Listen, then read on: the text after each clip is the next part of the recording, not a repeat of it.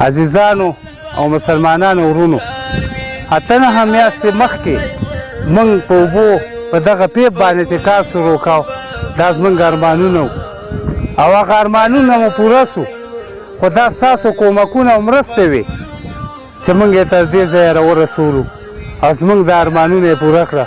الله مو خوشحاله او کامیاب ساته.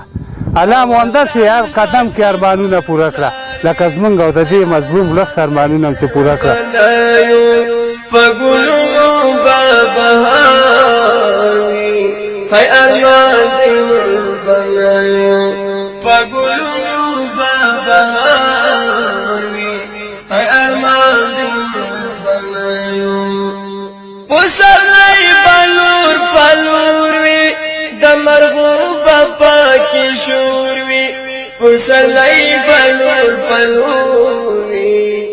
بسم الله الرحمن الرحیم.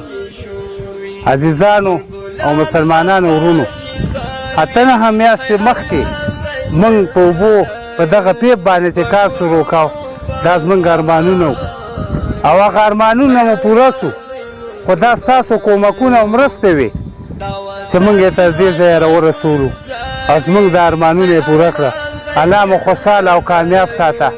الله مو همداسې هر قدم کې ارمانونه پوره کړه لکه زموږ او د دې مظلوم لس ارمانونه چې پوره کړه. الله مباد او کامیابه لره. څوک مریضان یې الله دا شفا ورکه، د چا نور ارمان دی الله دې پوره کړه. زموږ ارمانونه یې پوره کړي، رب العزت د دو ارمانونه پوره کړه. ستا د خزانو نه د دو مخې روانې کړه، د دو خوشحالیانې نصیب کړه، مرضونه یې ختم کړه. نور کوم تکلیفونه لري رب العزت تر لرې کړه، حاجتونه یې پوره کړه ستا د خزانو نه. ته غیرتي باچا یې ربه. دا غیرتي خلک دي، موږ سره د غیرت مرستې کړي. رب العزت غیرتي باچا یې د دو مرسته وکړه او د دو کومک وکړه. خوشحاله او کامیابي لري رب العزت چې هر څوک.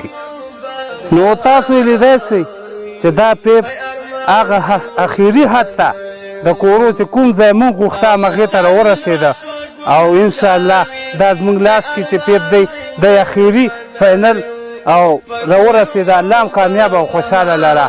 زموږ ارمانونه پوره کړه. الله د ستاسو ارمانونه پوره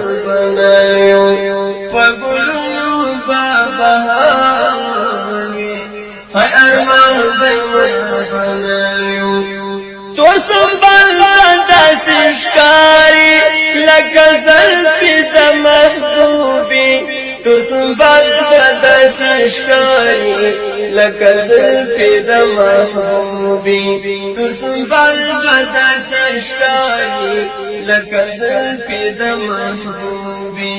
ټول پراته پتار پتار وی هی ارمان دی مر بنایو په ګلو بهار وی هی ارمان دی مر بنایو. دا وطن بټو ګلزار وی هی ارمان دی مر بنایو په ګلو بهار وی هی ارمان دی مر